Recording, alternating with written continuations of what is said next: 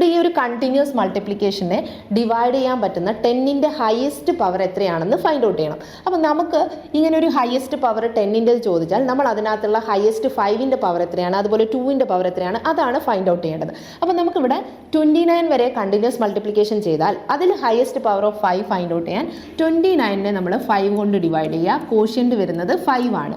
Again 5നെ നമുക്ക് 5 കൊണ്ട് divide ചെയ്യാം. കോഷ്യൻ്റ് എന്ന് പറയുന്നത് 1 ആണ്. സോ നമുക്ക് കോഷ്യൻ പാർട്ടുകൾ തമ്മിൽ ആഡ് ചെയ്യാം. 5 + 1 6 ആണ്. സോ 5ന്റെ ഹയസ്റ്റ് പവർ എന്ന് പറയുന്നത് 6 ആണ്. 2ന്റെ പവർ ഫൈൻഡ് ഔട്ട് ചെയ്യണേ. 29നെ 2 കൊണ്ട് ഡിവൈഡ് ചെയ്യുക. കോഷ്യൻ്റ് വരുന്നത് 14 ആണ്. ഇത് തന്നെ വെച്ച് നമുക്ക് സ്റ്റോപ്പ് ചെയ്യാം, കാരണം കോഷ്യൻ പാർട്ട് എല്ലാം ആഡ് ചെയ്യുന്നതായിരിക്കും 2ന്റെ പവർ. സോ 2ന്റെ പവർ 6നേക്കാൾ കൂടുതലാണെന്ന് മനസ്സിലാവും. ഇനി ജസ്റ്റ് നമുക്ക് 2ന്റെ പവേഴ്സ് എത്രയാണെന്ന് ഫൈൻഡ് ഔട്ട് ചെയ്യണമെങ്കിൽ 2 കൊണ്ട് ഡിവൈഡ് ചെയ്യുക. അഗെയിൻ 7 വരും. 7നെ 2 കൊണ്ട് ഡിവൈഡ് ചെയ്യുക.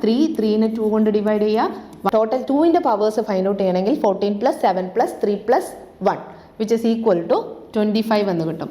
സോ 2ന്റെ പവർ ഇവിടെ വരുന്നത് 2^25 ആണ്. 2^25ഉം 5^6ഉം വരികയാണെങ്കിൽ അതിനകത്ത് 10ന്റെ പവർ 5 × 2^6 ആണ്. സോ 6 ആയിരിക്കും വരുന്നത്. So option C is the correct answer.